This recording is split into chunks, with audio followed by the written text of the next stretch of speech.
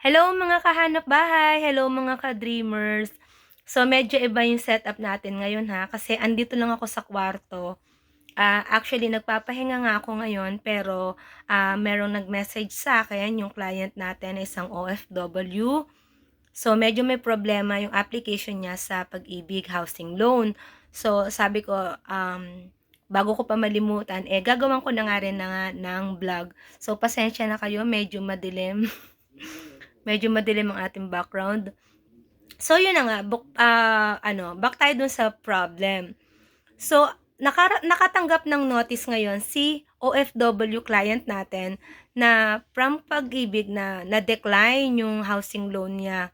Actually, hindi naman totally decline. Pwede naman siyang mag-reapply. Pwedeng i-reapply ni developer yung yung application.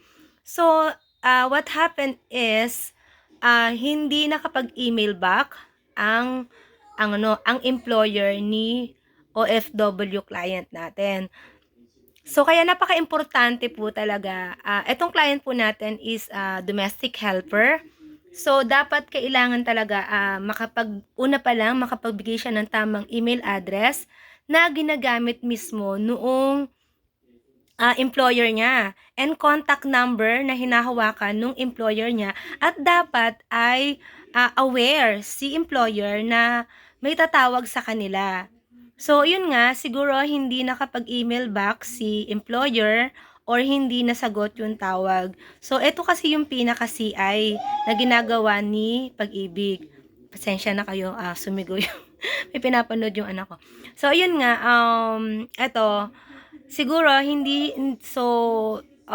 ang nakalagay dun sa notification is hindi the employer wasn't able to email back or sumagot or masagot yung tawag ni Pag-ibig. So ito naman hindi naman ito talaga totally na hindi na decline na talaga yung pwede namang i-reapply to. So ito nga lang kapag i-reapply po natin yung housing loan natin, lalo na sa if under developer, is magbabayad po ng another 1,000. So, okay lang naman yon kasi small amount lang naman yung 1,000. So, at least ngayon, nasabihan na si client na i-inform at dapat aware yung employer niya na may mag-i-email or may tatawag sa kanila para at sa susunod masagot na, 'di ba? So ito, yung isa pang case naman actually may nangyari din naman na ganito. Ito naman sa isang pabrika doon sa Taiwan. So yun din ang naging problem is hindi rin nakapag-email back yung yung employer nila, yung sa HR. Actually, hindi naman, pero mas maganda talaga pag sa HR, no? Pero, minsan, pwede din naman yung number, halimbawa, na immediate supervisor nyo. Halimbawa, kung mga factory, kalimitan mga Pilipino na factory workers sa ibang bansa, pwede naman na number ng immediate supervisor nyo ang ibigay. Tapos, yung sa email, yun, basta mas mataas sa kanila yung position. Pero syempre, mas maganda pa rin kapag yung sa mismong HR.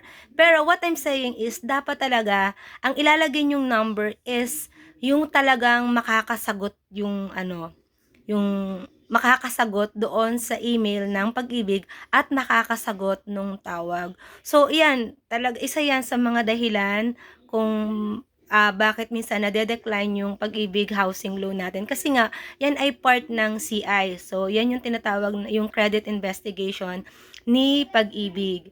So, yun lang. Yeah. Na-share ko lang kasi sabi ko gawan ko na nga ng vlog.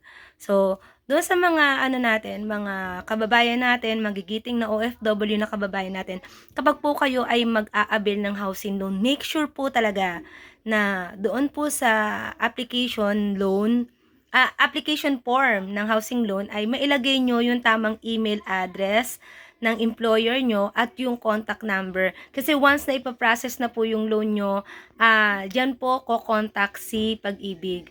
So, make sure na alam po nila and makakasagot po sila. Yun lang. Bye-bye!